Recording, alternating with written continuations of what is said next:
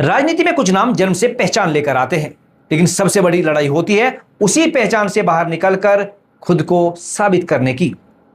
एक तरफ देश के बड़े किसान नेता चौधरी चरण सिंह की विरासत और दूसरी तरफ एक ऐसा बेटा जिसे लोग सिर्फ चरण सिंह का बेटा कहकर देखते थे।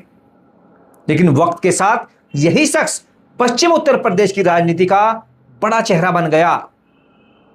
आज छोटे चौधरी अधूरी नहीं अमर कहानी के दूसरे एपिसोड में कहानी उस दौर की जब एक इंजीनियर धीरे धीरे किसानों की राजनीति का मजबूत नेता बन रहा था। पश्चिम उत्तर प्रदेश की राजनीति में चौधरी चरण सिंह सिर्फ एक नेता नहीं बल्कि किसानों की उम्मीद का नाम थे।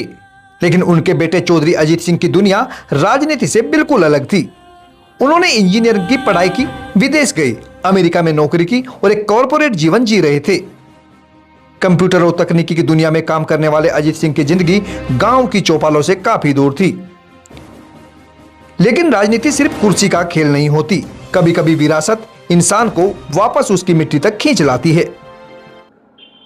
विरासत चुनाव जितवा सकती है, लेकिन लंबे समय तक राजनीति में टिके रहने के लिए जनता का जो विश्वास है वो जीतना जरूरी होता है। और चौधरी अजीत सिंह अब उसी भरोसे की लड़ाई लड़ रहे थे। 1980 का दशक देश की राजनीति करवट ले रही थी। दिल्ली में सत्ता बदल रही थी और पश्चिम उत्तर प्रदेश में किसान राजनीति का नया अध्याय लिखा जा रहा था। इसी दौर में चौधरी अजीत सिंह ने सक्रिय राजनीति में कदम रखा, लेकिन शुरुआत आसान नहीं थी। जनता के बीच एक सवाल बार बार उठता था, क्या सिर्फ चौधरी चरण सिंह के बेटे हैं या उनकी अपनी भी कोई पहचान बनेगी? राजनीति में नाम मिल सकता है, लेकिन भरोसा जनता खुद देती है और अजीत सिंह के सामने सबसे बड़ी चुनौती यही थी। 1986 में चौधरी अजीत सिंह राज्यसभा पहुंचे और धीरे धीरे किसानों के मुद्दे को लेकर उनकी आवाज राष्ट्रीय राजनीति में सुनाई देने लगी। उन्होंने गांव को सिर्फ चुनाव का मुद्दा नहीं बनाया, बल्कि चौपाल, खेत, गन्ना भुगतान, बिजली, सिंचाई और किसान सम्मान को अपनी राजनीति का केंद्र बनाया। पश्चिम उत्तर प्रदेश में विशेषकर बागपत, मुजफ्फरनगर, शामली, मेरठ और आसपास के इलाकों में उनकी पकड़ लगातार मजबूत होती चली गई। गांव में लोग उन्हें सिर्फ नेता नहीं बल्कि अपना आदमी मानने लगे थे। राजनीति में उन्होंने कई उतार चढ़ाव देखे, कभी सत्ता में रहे तो कभी विपक्ष में, कभी गठबंधन बदले तो कभी राजनीतिक साथी। लेकिन एक चीज नहीं बदली, वो थी किसानों की राजनीति। यही वजह थी कि दिल्ली की राजनीति बदलती रही, लेकिन पश्चिम यूपी में चौधरी अजीत सिंह की जमीन बनी रही। उनकी सभाओं में भीड़ सिर्फ राजनीति सुनने नहीं आती थी, लोग ये महसूस करने आते थे कि कोई नेता अभी भी गांव की भाषा बोलता है। लेकिन क्या आज भी चौपाल वाली राजनीति बची है?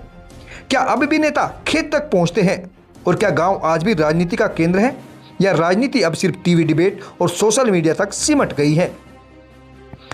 चौधरी अजीत सिंह की सबसे बड़ी ताकत कोई बड़ी रणनीति नहीं थी, बल्कि गांव का भरोसा था। वो भरोसा जो चौपालों में दिखता था, वो भरोसा जो किसानों की आंखों में दिखता था। और यही वजह थी कि जब उनके निधन की खबर गांव तक पहुंची तो लोगों ने सिर्फ एक नेता नहीं खोया, उन्होंने अपना आदमी खो दिया।